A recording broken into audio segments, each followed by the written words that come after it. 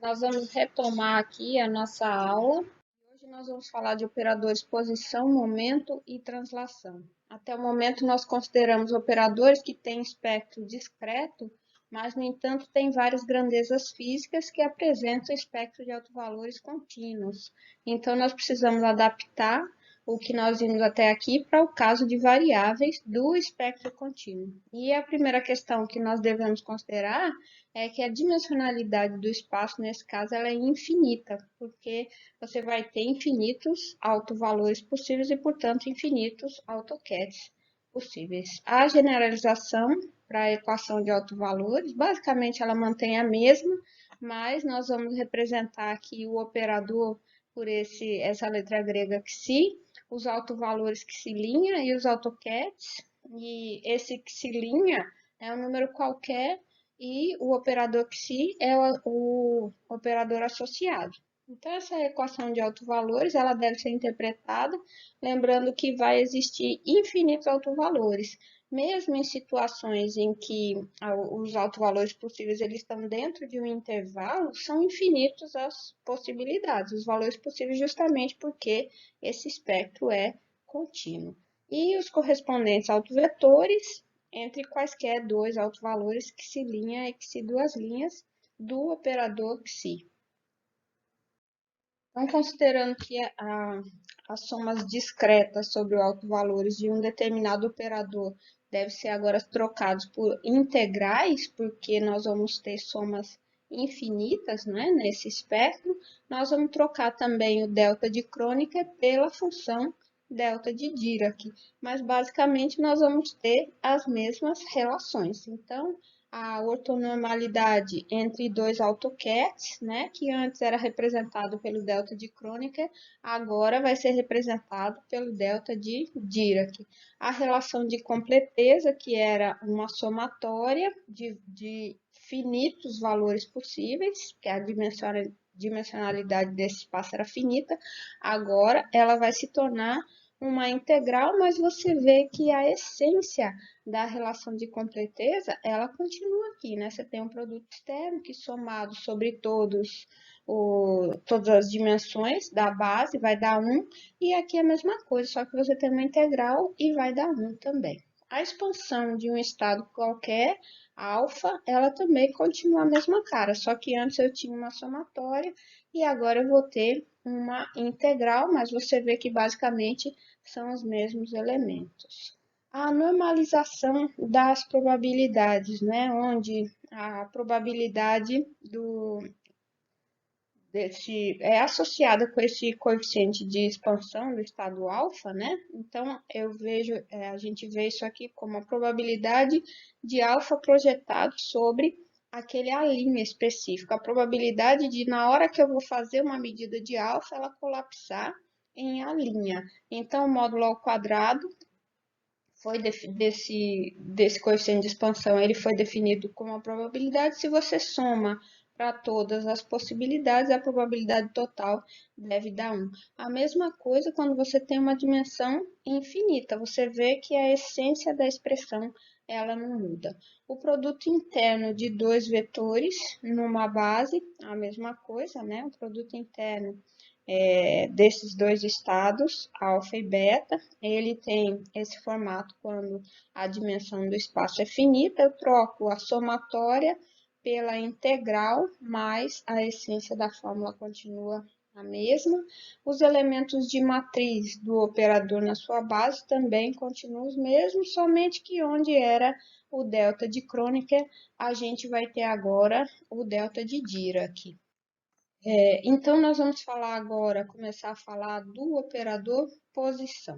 Uma grandeza física que tem um espectro contínuo, um dos casos, né, é o operador posição. E ele satisfaz a equação de autovalores, como a gente já viu, só que ao invés de xi, agora a gente vê x, e esse x não é um operador qualquer, é um operador posição. A gente estava usando o x para um operador qualquer, que não necessariamente representasse um observável, né? Mas aqui a posição x, ela é uma exceção para essa regra. Então, x é posição, nesse caso.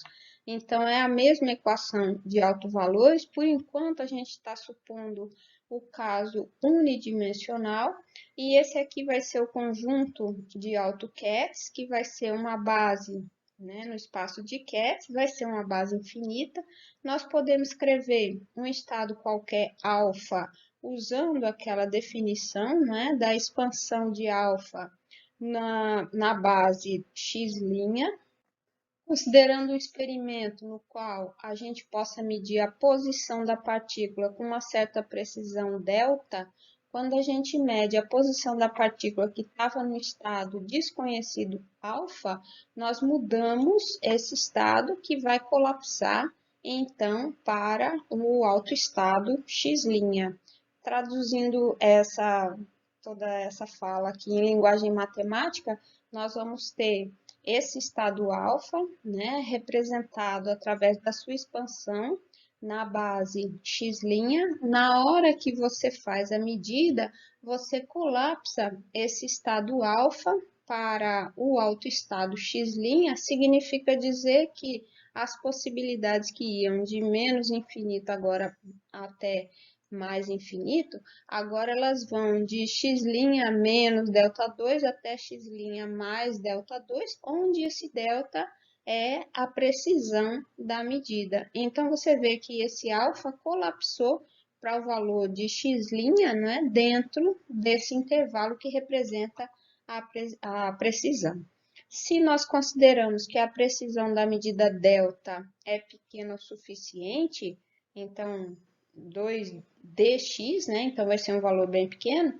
Para o termo, para que o termo produto interno, ou bracket, né, de x' alfa, ou a projeção de alfa sobre x' possa ser considerado constante dentro desse intervalo, que é pequeno, então nós podemos escrever para a probabilidade de encontrar a partícula nesse intervalo, o módulo ao quadrado desse produto interno, ou desse coeficiente de expansão, vezes dx, que é o intervalo. E essa expressão é análoga ao caso discreto. A gente já tinha visto anteriormente, né, que essa probabilidade continuava com a mesma cara, só que agora entra esse dx pelo fato de ser um espectro contínuo. A probabilidade de medir o valor A para a grandeza azão, né, se o estado do sistema for alfa, então ela está relacionada ao módulo quadrado de alfa projetado sobre o autovetor A'. Então, a probabilidade de encontrar a partícula no espaço todo, e a gente já viu essa expressão lá atrás, né? A probabilidade total vai ser a integral no espaço todo de todas as probabilidades possíveis. E se tiver, a função alfa tiver normalizado, essa probabilidade total vai ser igual a 1, que é o que a gente vê aqui embaixo, ó. Se o bracket de alfa for igual a 1, ou seja, essa função genérica alfa está normalizada nesse espaço, então a probabilidade total dada por essa expressão, que soma desde menos infinito até mais infinito, ela vai dar 1.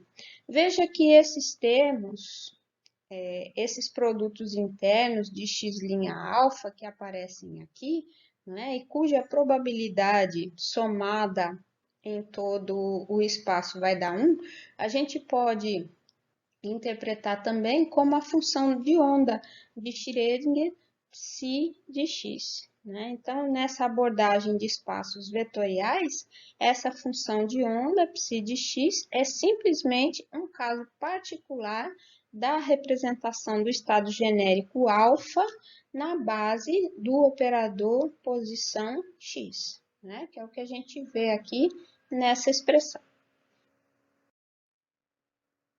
Bom, agora a gente estende para o caso tridimensional, a extensão para o caso 3D é direta, se a gente lembrar alguns detalhes. Então, primeiro, os autovetores do operador posição x vão ter agora 3 coordenadas independentes. O que significa dizer que o autovetor desse operador x é um autovetor simultâneo das três componentes, x1, x2 e x3.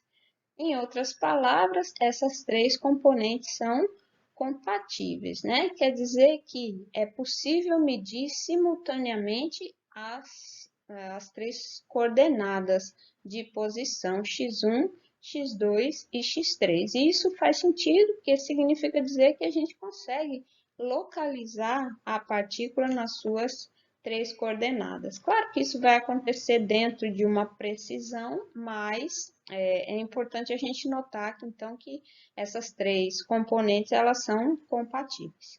Então, para que isso ocorra, aqui está representado, né? Se elas são compatíveis, significa que o comutador delas, de duas quaisquer, né, dessas três componentes, sempre vai ser igual a zero, né? E a representação que nós vamos ter é que, ao invés de um AutoCAD X, quando eu tenho caso tridimensional, eu posso representar aqui, ó, através dos três autovalores x1, x2, x3, representando as três componentes da posição, né? Então, essa expansão de alfa na base x também, ela pode ser escrita da forma estendida, né? Ela pode ser escrita através dessa expressão, onde explicitamente a gente colocou as coordenadas x1, x2, x3, e aqui então nós vamos ter uma integral tripla.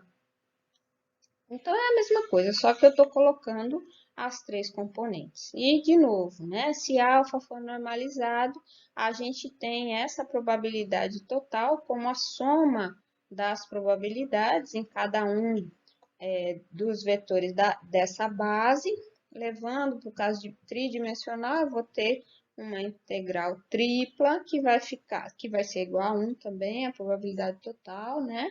E essa representação, onde eu deixo explícito aqui as três coordenadas, é a função de onda de Schrödinger, onde também vai estar explícito as três coordenadas.